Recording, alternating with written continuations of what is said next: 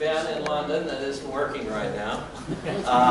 We're on time, okay? And my watch went out this afternoon at 3:45, and I was working in the office, and I thought, boy, I'm really working slow, because I looked at 3:45, and you know, it seemed like a long time, and I looked, it's still 3:45. So, oh, it's over, right. Anyhow, look at the crowd we have tonight. That's really, really great. How many of you have had a chance to see the upload of the video on YouTube? Several have you. And it's pretty good, I guess. I haven't seen it yet, so that's a nice little feature that, thanks to Pastor Bill Leach from Living Lord Church, is recording these lectures, and we're very thankful for that. We appreciate it very much, Bill. Great moves. And great moves. Except, you see, I have revenge because he's going to be lecturing in March, and I'll be on the camera. Right, Bill? Yeah. Anyhow, thank you for being so enthusiastic about the Academy, and it's wonderful to have all of you here. There's Janet Smart and Barbara Jones called that they couldn't be here this week. They have a meeting out of town, so they're not here, but I think we're just about 100% attendance, and that's really great. I wanted to just a few notes to begin, and that is to call your attention that everybody should have a syllabus or a lecture summary sheet for tonight, and it's marked Lectures 3-4. So if you don't have one of these, Carol Morrison, who's arming our table back there, can give you one if you just want to run back. It should say Lectures 3-4. Now why that's this way is that we have 2 lectures per evening. So I did Lectures 1 and 2 last Tuesday night, and Lectures 3-4 tonight with the break in between. The popcorn break, right? So just start raising your hand when you get hungry, okay? All right, well, we'll take our break. Anyhow, on the syllabus sheet, you'll see that it also references chapters 3 through 6.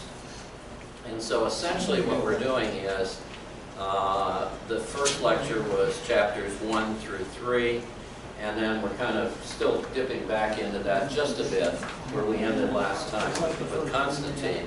And then we go to chapter 6 tonight, and then if you'll read 7, 8, 9, we have reading week next week. Remember, we don't meet next week. That's a reading week for you to get caught up, and I'll have some other assignment for you but before the evening's out. But during that reading week is a good chance to get, read back something you didn't understand, catch up on reading that you didn't get a chance to do, review, and write down any questions that you have. So essentially, chapter 1, 3 was last week, 3 through 6, 7 through 6 this week, 7, 8, 9 next week. And then, of course, 9, 10, 11. Yeah, well, that was the next announcement I wanted to make is that so many of us have seen the movie on PBS. It's been playing and repeating over and over. Would you like to make a comment? You had... You can, if you want to watch the movie, just go in and search Martin Luther, The Idea to Change the World, and it will come up on YouTube. So you can actually watch the whole film. Right. And that's what we are doing Sunday at church here. And you're doing it Sunday at church. That's interesting. As a result, and because there are some limited tickets to it and so on, I'm thinking that we will just have a lecture here and continue on schedule. And I'll lecture on the Reformation, and it'll be far better than anything you see on TV. No, we'll give it 2 thumbs up. Yeah, 2 thumbs up, right, that's good. But, however, I would recommend that you see that. I've seen it a couple times. It runs, they're going to run it over and over through PBS. It's quite an excellent presentation on the Reformation. And it'll be good background for our discussion here because we'll spend a good deal of next lecture on the Reformation, pre-Reformation through the Renaissance, Reformation, and Renaissance. So that'll be a good fundamental background for you. So that's the answer to that. Now, the question was raised last time whether we should meet for the fourth lecture the last Tuesday of October, because that's Halloween. And remember, I didn't want you all coming in costume. Oh, you've come in costume tonight?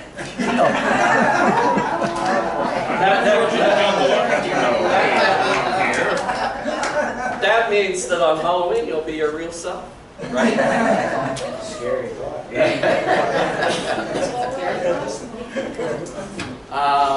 And I know you have grandchildren and children, and they're, sometimes you're in neighborhoods where there is a lot of kids and so on.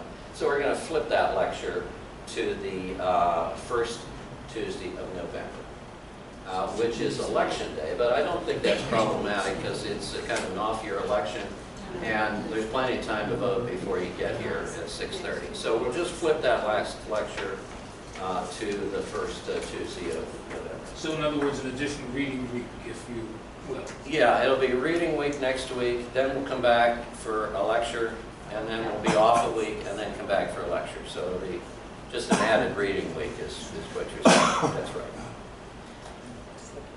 The other, just a couple things before we get started. I want to commend the book to you. It's really a wonderful summary book.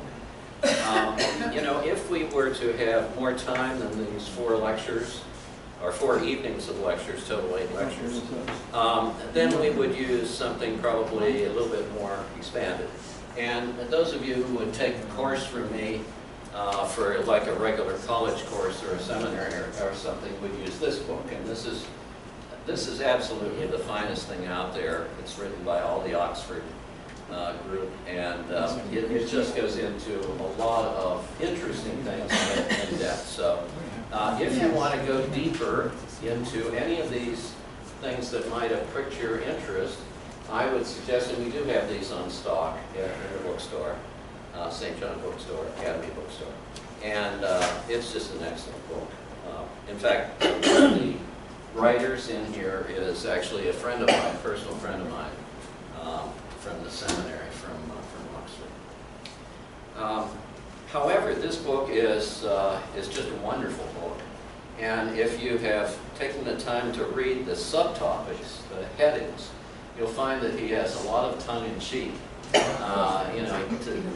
The Pope issues a bull, and he'll say no bull, or something. I mean, he really is, really clever in the, like this one, for whom no bells tolled. That's a takeoff on the great novel. Where's Waldo? It's really funny if you read the subtopics, and every now and then he compares something to his grandchildren or adolescents. When he's saying about some of the conduct of some of the people that are in this book.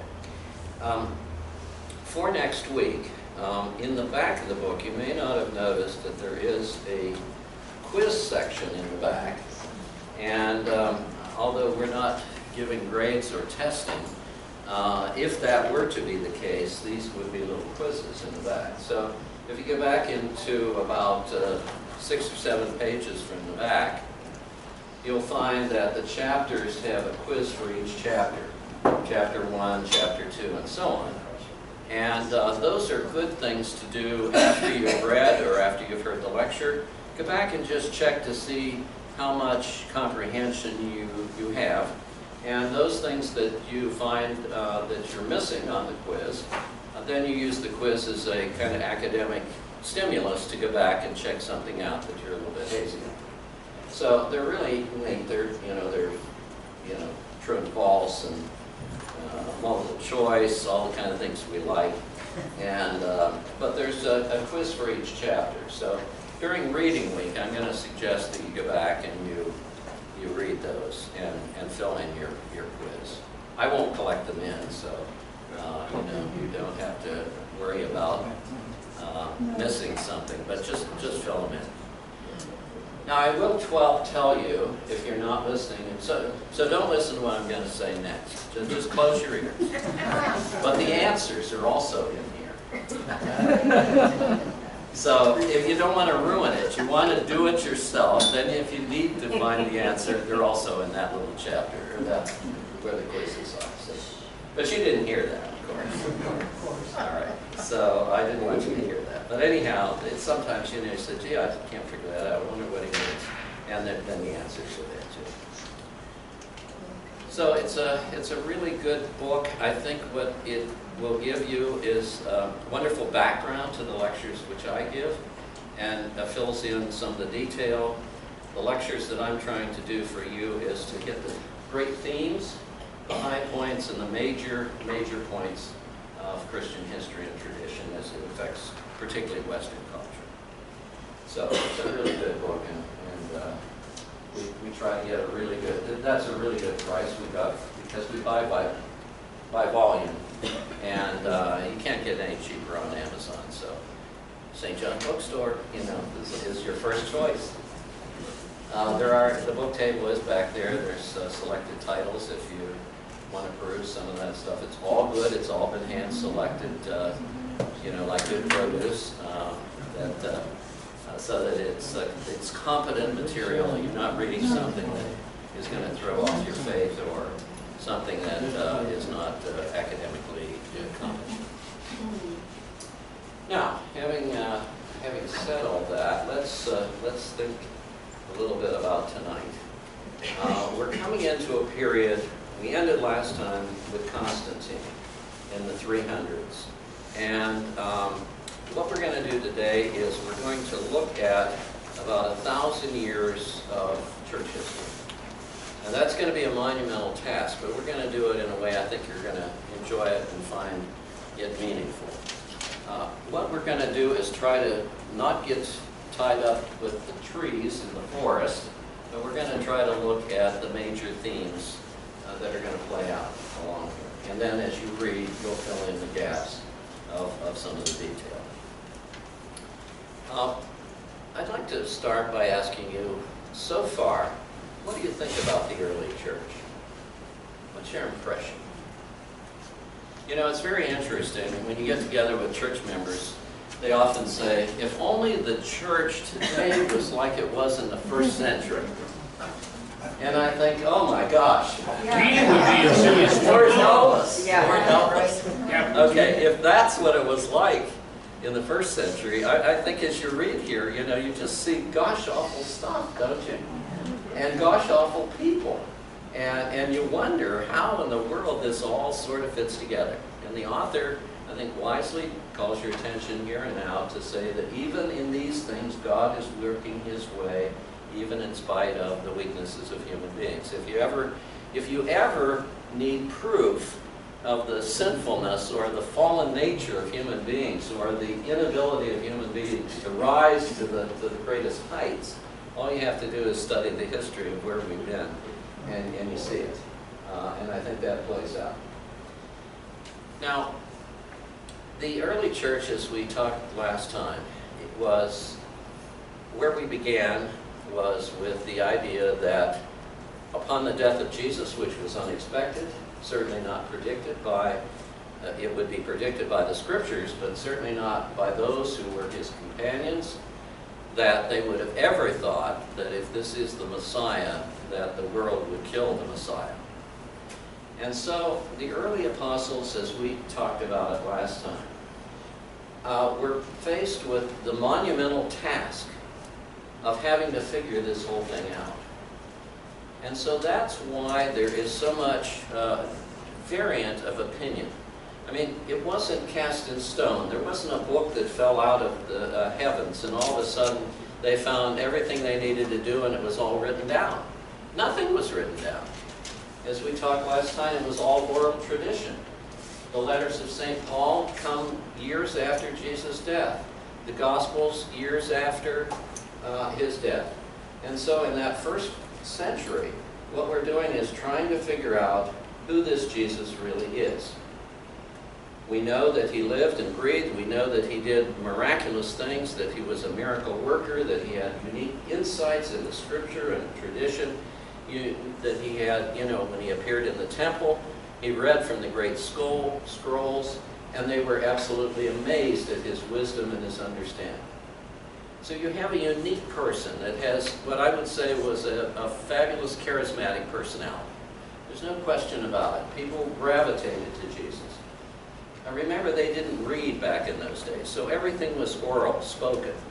And what you learned, you witnessed. And so the great crowds that followed Jesus were attracted by his charismatic personality, his ability to be so different in so many ways, so authentic, and so compassionate. In other words, everything you would want in a human being, you see in Jesus. I am the way, the truth, and the life. No one comes unto the Father except by me. But Jesus had a humility about him, that even when they asked, sir, are you the Messiah? Are you the one we look for? And even in his trial, he says, well, that's what you say. Are you the King of the Jews? Well, that's what you say I am. In other words, he didn't have this super ego that needed to be, we're in an era of some super egos, and I won't mention any names. But there was a tweet today that, there's this Tillerson business where Tillerson, the Secretary of State, is supposed to have said Trump's an idiot or a moron. Did you see what the latest tweet from the White House was? Trump is going to challenge Tillerson to an IQ test. I think a chimpanzee might beat both of them.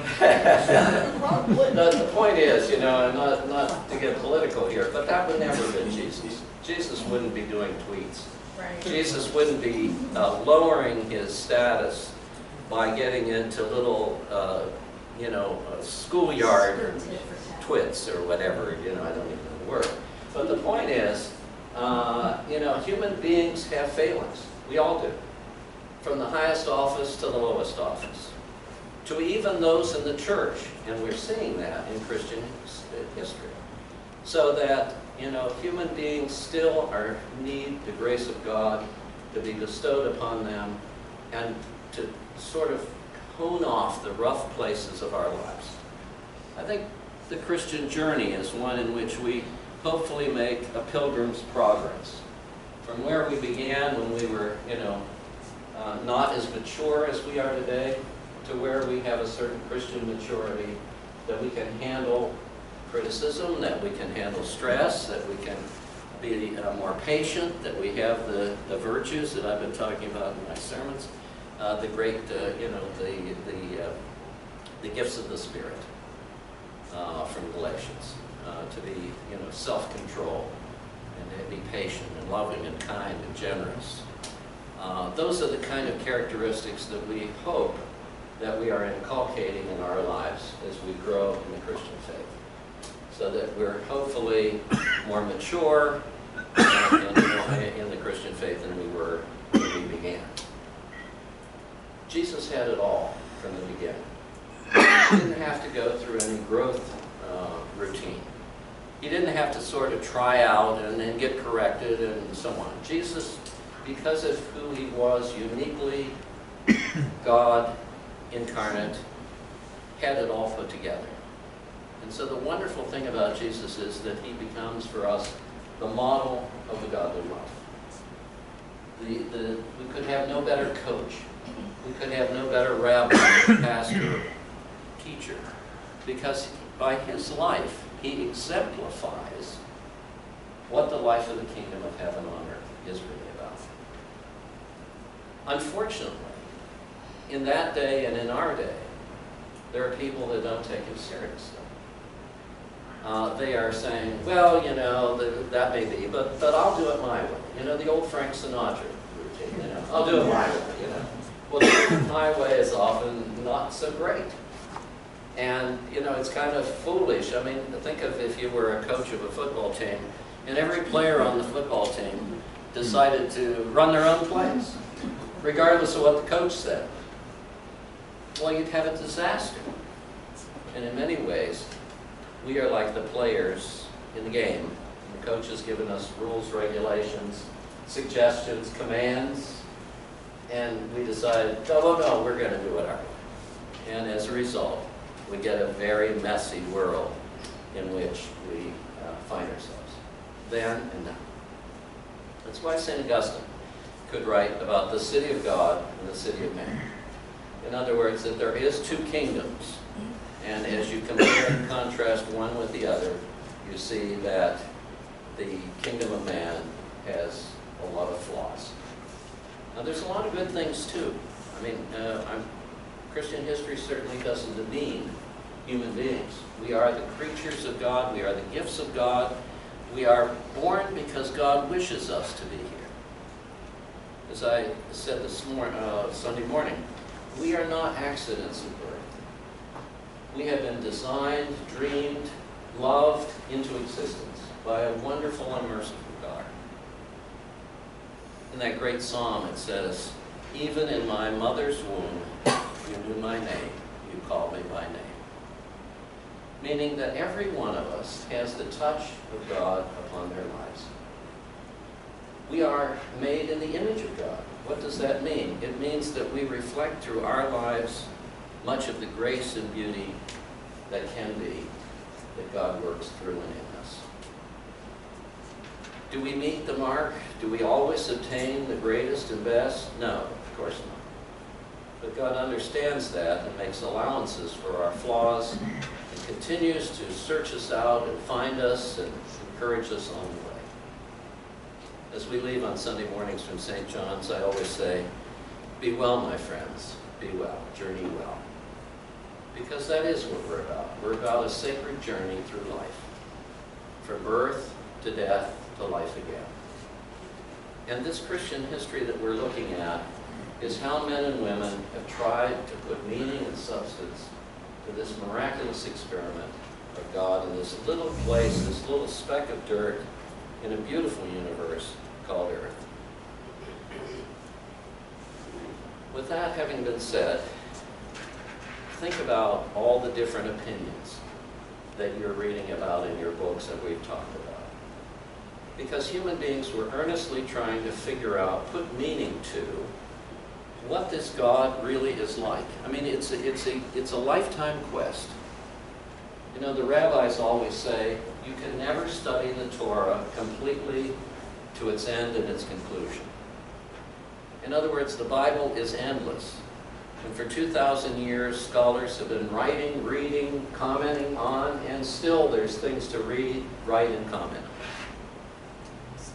And when we look at the early church, we look at experiments or suggestions or ideas by very devout men often.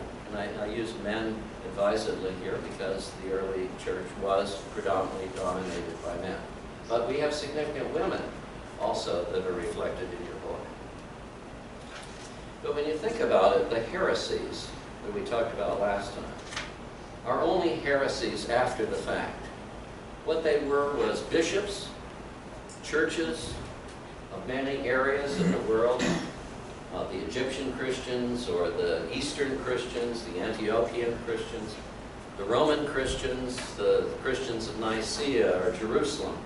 All of them were, you see right there, all of them were trying to figure out and put suggestions to how this Jesus, or who this Jesus really was. So lest we be too critical of them, looking back in history from our standpoint, understand that there was no orthodoxy there. There were no written creeds. There was no guidebooks. All they had was the writings of Paul, the apostles, and some other books that were written by people who earnestly were trying to figure it all out. So when you read about Marcion, or you read about Arius, or you read about anything that became heretical, understand at the time that they earnestly thought that they were on target, or that they really had an insight, or they really saw a Jesus from a different lens, a different perspective. Arian Christians, for example, lasted for hundreds and hundreds of years. In fact, when we're up into the 300s and the 400s, Arians are still there. We're having emperors baptized by an Arian who believe differently than what the Orthodox Christians would come to believe. That being said, and that's what our discussion was last time, we now come to this era where the church becomes immersed in the power of the state. And that's where we ended last time when I discussed Constantine, who was on the one hand a blessing and on the other hand a curse. The blessing was that Constantine put an end to a lot of the persecution of Christians. That certainly was a blessing, and you read about all the people being burned at the stake. That one gory section in there when he talks about that they would burn Christians to light up the arena so that the human fat burning would create flames and light. You know, or when he writes in the book, you know, they would slaughter thousands of people just, you know, for no reason, just because it was the whim of the emperor. So by the time Constantine becomes, and I would use this in sort of a nominal way, he becomes a Christian, but he never is baptized until on his deathbed. And the reason is because there was a belief at his time, and this may be the reason, but looking back it seems reasonable to think it. At his time, if once you were baptized, you could not be forgiven of sins post-baptism. So in Constantine, and a lot of people's view is, you wait till the very last minute, and then you got yourself covered, right? Now that may have been, but it may have been also that he was looking at the political winds, and he was trying to balance off all the other gods and all the other religious traditions and so on. And although he was Christian and ended the persecutions of Christians, for whatever reason, it was a blessing to Christians not to be slaughtered. Christians had no places to meet originally. Remember the disciples and the apostles, and there were no churches. Jesus just wandered around the hillside, and they wandered around with him. And when Jesus was gone, they went back to their fishing. The only place that they really knew was the temple at Jerusalem and the synagogues, the teaching places. Synagogue means teaching place. And you know that Jesus, by the testament of the New Testament, Gospels, made it the yearly custom to go to Jerusalem and to worship at the temple. You know that Jesus was a Jew. He followed the rules and regulations of Judaism. He honored the Torah. No doubt he was fluent in quoting the scriptures to people who heard him. But he also had insights, unique insights, as they call him, a rabbi, a teacher. So these early Christians, having no churches, essentially, until later on in the empire where they started to build churches, met at homes around a common meal. Our communion worship, for example, is part of a ritual that is often seen within Jewish families, whereby you celebrate a wonderful meal together, and at the end of the meal, the father, the host, raises a cup of wine and gives a toast, and there's appropriate prayers, and you see in that very much the communion liturgy. Notice, for example, and you probably haven't noticed this, but now you'll know the next time you hear it, when the verba, it's called the verba, where those official words are spoken over the bread and wine, and you come to the cup, and it says, after supper had ended, Jesus took the cup, blessed it. Wait a minute. After the supper. That means that there's a gap here between the bread and the cup, right? And so what it meant there was that it was very much in the Jewish tradition of blessing, the final blessings at the end of the meal, at this communal meal, and the final blessings to send people on their way. In many ways, our communion is like that. Although we've combined the two in bread and wine, nonetheless, you have your meal and your toast. So the early Christians had those basic Jewish rituals. But where they varied was that there became pastors or deacons or those who led the congregation perhaps said, well, come to my house this, Friday. And then we'll have a meal together and we'll talk about the scriptures and we'll tell nice stories about Jesus that we remembered. And if you have anything you can throw in, that'd be great. Come on over to my house. And so that's more or less the way Christians met, sort of secretly because of the persecutions. And as you know, that led to many misunderstandings about who Christians were once they separated themselves from being Christianized Jews. And so, in those gatherings, in those houses, they would share the stories and pass along the tradition. Because things weren't written necessarily, nor could they read if they were written. So. And in those wonderful celebrations, it was a celebration with families and friends. Now, if you think about it, that's what the church ended up to be, a gathering of family and friends, with the intention of passing on the tradition by oral stories, now called a sermon, or a reading of a lection by a lector, sharing a common meal together, our Eucharist, our communion, their communion and meal together, and then using that as an impetus to do good works. Now we, post-Reformation have often sort of gotten backed into a position that works are not important, or faith is by faith alone, these solas, Scripture alone, faith alone, grace alone, I'm alone.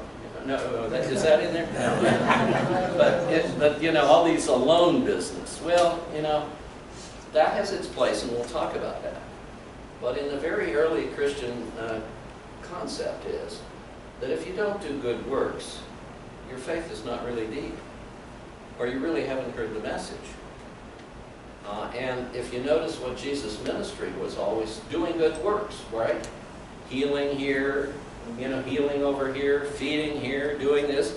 I mean, he wasn't sitting, on his front porch with his feet up and a hole in his sock and having everybody come and says, well, just sort of, we're just going to, big pontification today. We're just going to, talk about grand things, and we're just going to, but do nothing, you don't have to do anything. No, Jesus was a doer. He was an active doer, and I think that's where James, his brother, had it right when he said, faith without works is dead. If you claim you have faith, but there's no evidence of it, don't tell me you have faith. It can't be there. Because if you have faith, it produces good works. Now, you don't do good works to earn your way into heaven. It becomes a product of your thankfulness and your gratitude to God, and the fact that you want to be more into the kingdom of heaven on earth, and by so doing, your works will be the product thereby. What do you remember people by? Their works. Particularly people that are admirable in life. The people that have, a long eulogy, a long write-up in the Vindicator. And what's in there? Oh, they didn't do a thing. Oh, they just sat around and they ate, Cheerios and Fritos and pizza and all that. Well, you wouldn't put that in the Vindicator, would you? That's disgusting. Well, you might if it was your enemy. But you put in the Vindicator the good that a person did, and what they're remembered for is the good that was the product of their life, right? And the more that that person becomes Christ-like, the more that there is a track record to witness to it. And so the early Christians took on works of charity. The offerings, like we take on Sunday mornings, were basically shared to do good works to those less fortunate than themselves. And specifically, the Bible suggests to us, widows, take care of people that don't have a husband any longer. Take care of the person that's lonely behind closed doors. And, the social life that they had and all the things now is gone. And the funeral's over. The children have moved back to California. And all of a sudden, loneliness and darkness. And the phone stops ringing. And who's to care? But the Christian family, of which they were a part then and must be a part now. Widows, orphans, it says. Take care of those who don't have parents. You know, be a big brother or big sister. Take on somebody that, you know, you can mentor in life. That's an amazing thing. The people that take foster children, you know a lot about that.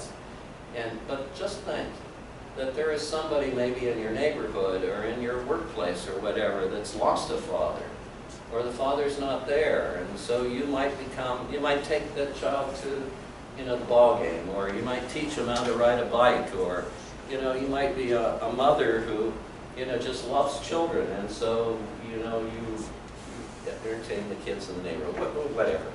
But the point is that in those days they used the offerings to do good works, not to people that were their members necessarily, but people who were in prison. You know, when did we see you, Lord? No, I don't remember when we saw you. Oh yes, I was there. No, I didn't know. I don't remember you in the crowd. I was there. Where were you there? I was the prisoner that you visited. I was the stranger that you took in.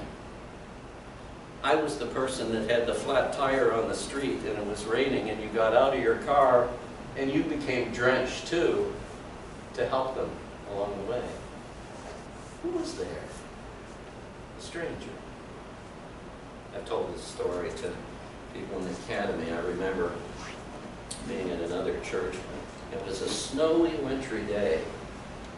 And the snow was just, you know, swirling around, drifting, you know, and wind and all that kind of thing.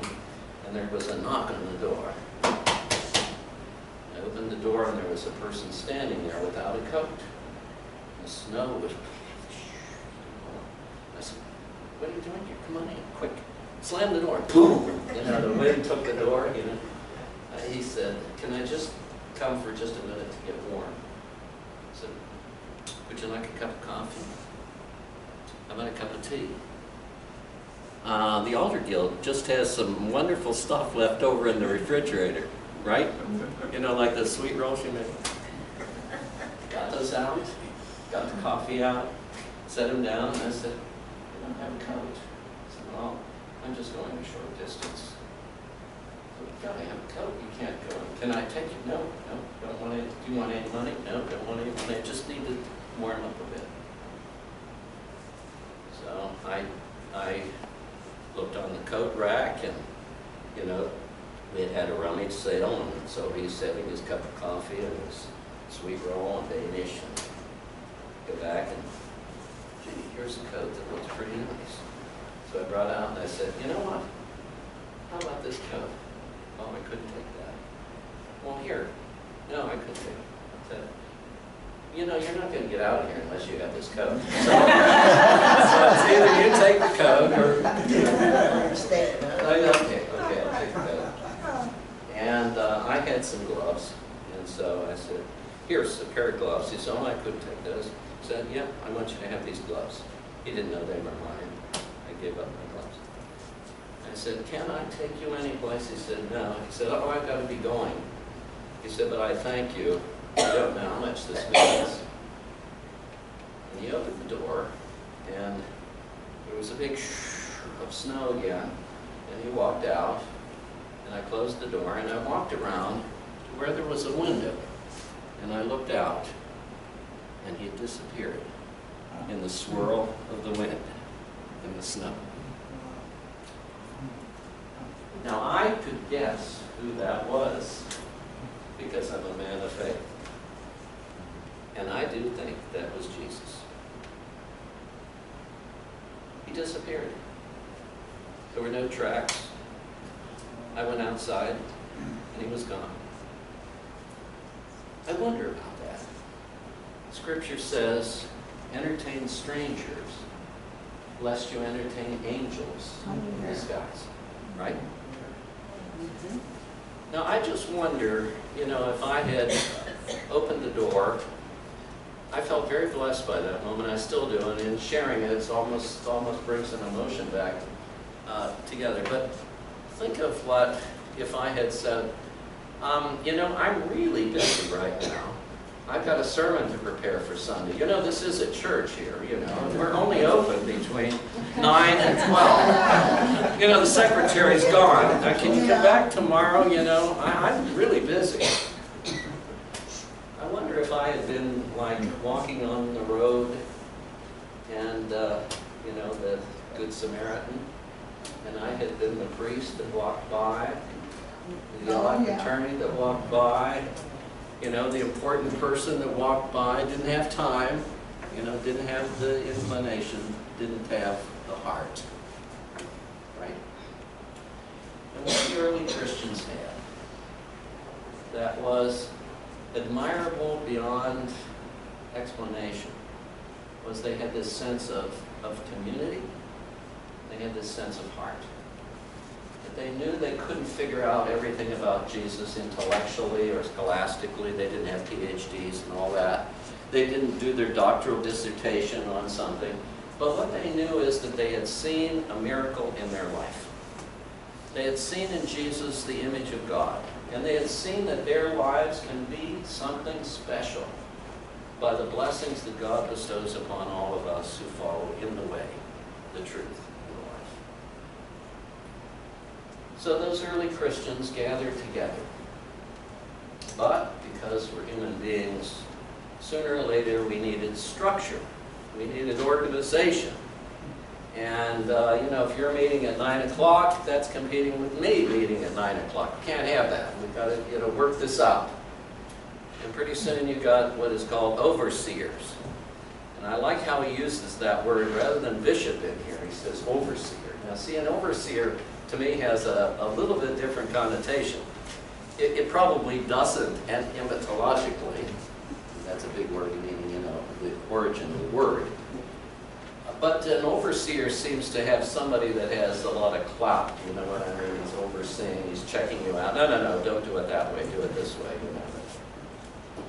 And as you see the power structure begin in the church, you see that there are devout bishops, overseers, and you see ones that have sold their souls to the devil. You'll see those who like the office strictly because of its power. Because to have power over people raises your status. You'll see people that live lifestyles unbecoming or unworthy of the Christian life, that Jesus would have been appalled at. Paul would have been appalled at. Paul would have, I love that play on words, see. I had once a professor that said, you remember there was a famous preacher in New York, Norman Vincent Peale? Do you remember him? Power of Positive Thinking, remember that? Marble Collegiate Church in New York, and my professor always just said, Peale was appalling, but Paul was appealing.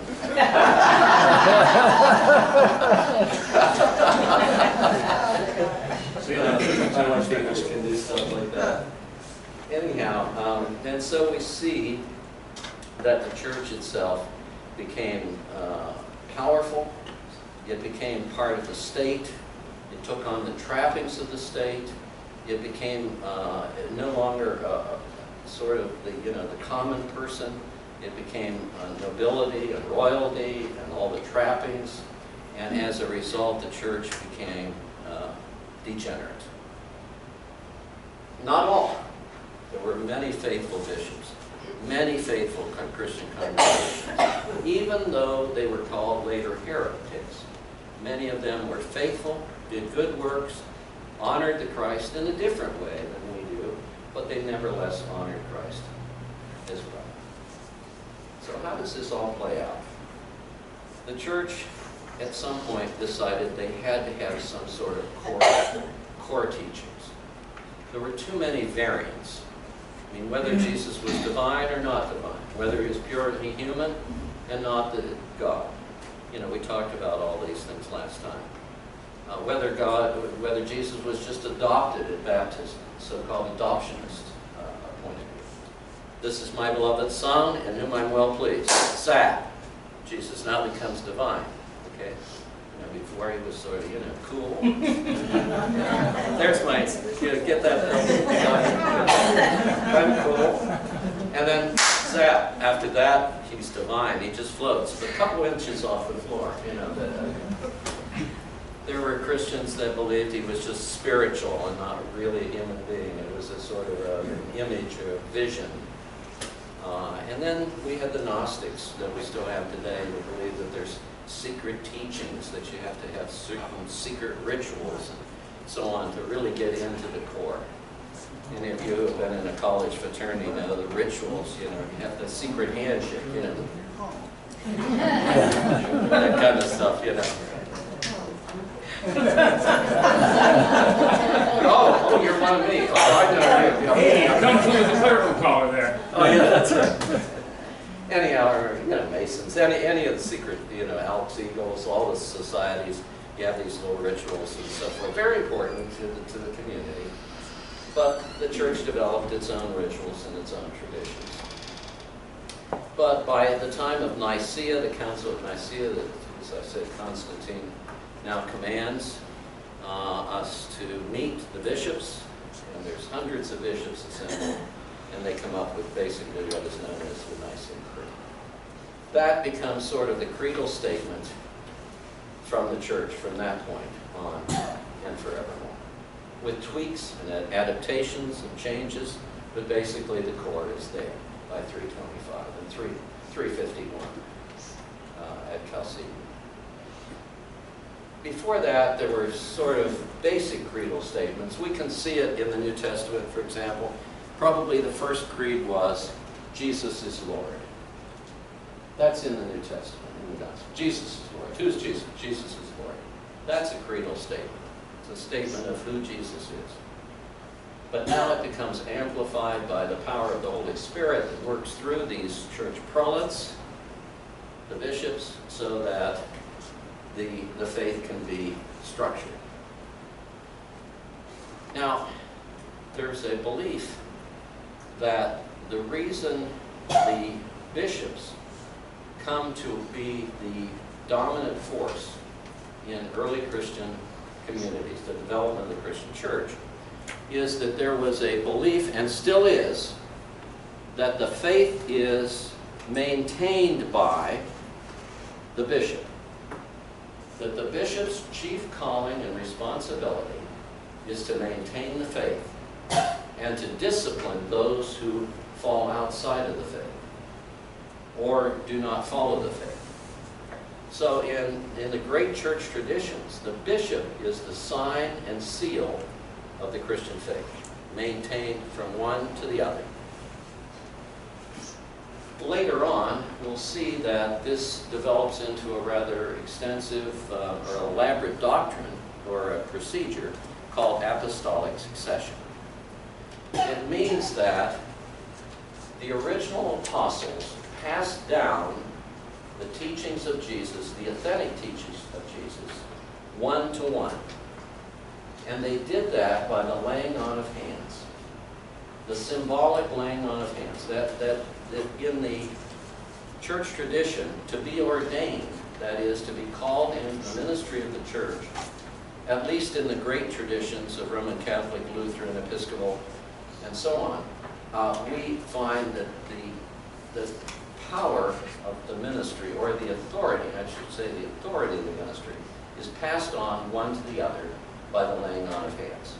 Which means that a bishop places his hand upon me when I was ordained, and the bishops gathered around and said, we confer onto you not special powers, but the authority that was invested in us, we are passing on to you, that you will maintain the faith once delivered to the apostles.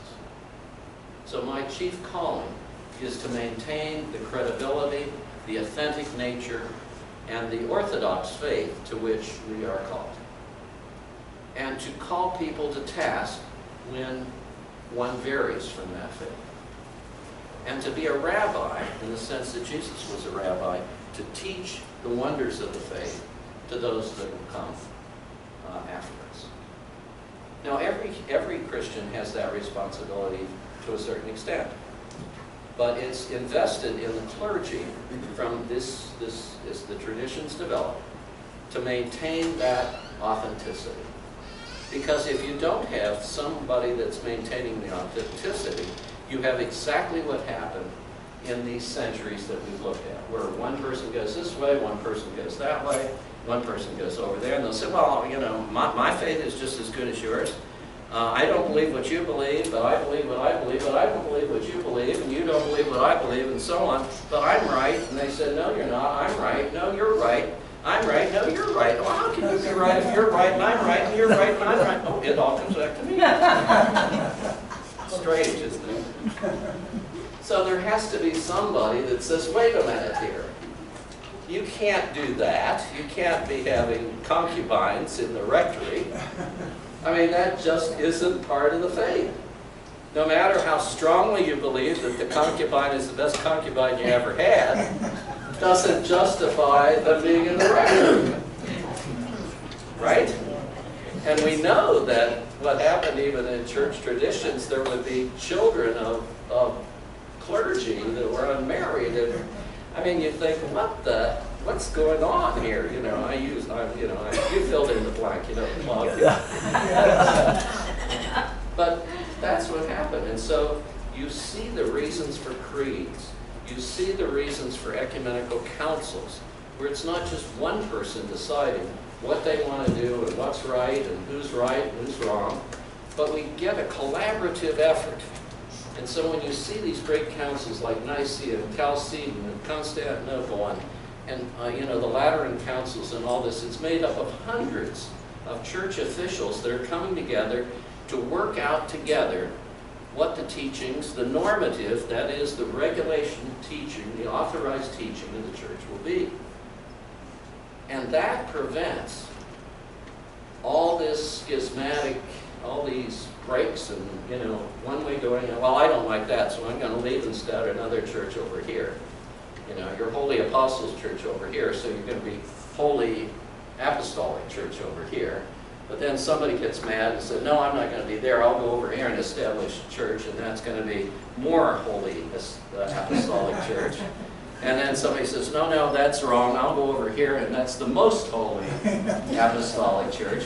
I mean, that's why the central core of what we call the mainline churches, that is Roman Catholic, Orthodox, Lutheran, Episcopal, Presbyterian, Methodist, are all those who have maintained the historic faith with some variation, obviously. Methodists celebrate slightly different than we do. We celebrate slightly different. But our core beliefs are there. Jesus is Lord, Savior of all. And the testimony of the church remains. Now, every one of these awful things you see happen during this 1,000 years of church history is because people decided to do it, what? Their own way. Right. And the church, we believe, is the body of Christ. It is the bride of Christ. It's called the bride of Christ, meaning that Christ works in and through his church. Does Christ work, God's power work outside the church? Of course it does. But we know that when the church was consecrated to be the holy institution it is, with all its flaws, and have you ever heard of a church argument? Ever? No. Have you ever heard of anybody disagreeing about the color of the carpeting? It can get us Has anybody ever been in a church where somebody says the organ's too loud? That's okay. But I mean, we're flawed. We're human beings. We're going to have those rough edges. But that doesn't diminish the value of the church, because the church is where Christ's message is taught. It's where people encounter their Savior. It is where the sacraments are rightly administrated. It's where our children are formed. It's where people are taken care of. It's where people put a coat on a man that knocks on the door in the depth of winter. And so the church, with all its flaws, is still the Church of Jesus Christ. So, how was the church preserved through all of this catastrophic, horrendous years of apostasy, of non-belief and so on? A lot of the church was preserved through honest and dedicated bishops, clergy, and laity. People who held the faith regardless of persecution, who held the faith regardless of when it wasn't popular, who held the faith even when it was costly to your life or to your family. I'm thinking of Dietrich Bonhoeffer, for example, in Germany, that refused to join the Reichskirche and to proclaim the gospel of Christ even from the concentration camp, and to die 1 month before it was liberated. I'm thinking of people who are extraordinarily generous, who sacrifice their own personal pleasures, perhaps, because someone else needs it, and they wish to do something for someone else before they do something for themselves. You know, the news gives you a lot of bad things, but there are an enormous amount of people that are doing good things. In your congregation, you would be amazed. The people sometimes that are never recognized, but are the ones that were the ones that visited when you were sick. They're the ones that you got the card from. It's the one who called you up and wondered how your son was when they had heard that your son had had an accident. It's the person that welcomes you with a smile on Sunday morning when you come to church. It could be the sexton, it could be the minister. It's the people that remind the minister to be more cheery and more optimistic when sometimes we too need encouragement and help. So if you look at these trends through church history, you'll see good people doing good things, even in spite of the fact that everything looks like it's going to hell in a handbasket. I never even know what that expression means. I've not seen a handbasket in a lot of years. No. Somebody's lighting actually trying to What throw is that it? at him. A hand car. Oh, a handbasket. car. It's whatever it is. We're going to hell in a hand car. You're In a pumping hand it car. as hard as you can. Okay. Get there. Okay. Well, you live in a different century. I don't even know about that. So what I'm trying to capture for you here, you're reading a lot of ugly stuff in this book about the true history of the church, where people were corrupt, where people were more interested in money and power and influence, where people did awful things in the name of Christ. And in spite of that, you don't throw it all out. You know, the baby with the bath. I'm filled with these little expressions. Baby in bathwater. But you know what I mean. You don't just throw it all out, because through it and in it and with it, we're always that core of people that we're carrying the message and inculcated in their lives that great sense of the spiritual, of which Christ was our best example. Finally, are you smelling popcorn? I was getting ready. I know, I saw that hand going up there. I thought you were just, having a little twitch. So why don't we end there and have a little break, and then we'll come back and talk about some specific things like monks and nuns and some of the things that might prick your interest in and things you already know about. Okay.